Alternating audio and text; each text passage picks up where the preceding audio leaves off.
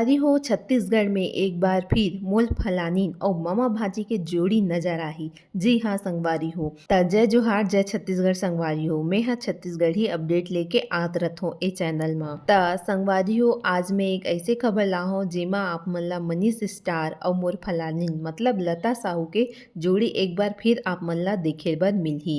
आप मन ला पता है कि लता साहू और मनीष स्टार हा कई सारा एल्बम सॉन्ग कर चुके हैं और लता साहू के तो एक और एल्बम सॉन्ग आने वाला है ए सगा बस्तरिया। लेकिन संगवारियों आज हमन ए सगा बस्तरिया गाना के बात नहीं करत हन। आज एक नया गाना के बात करत हन जेमा मनीष स्टार और लता साहू नजर आही। जे गाना के नाम है पीरित के बंधना।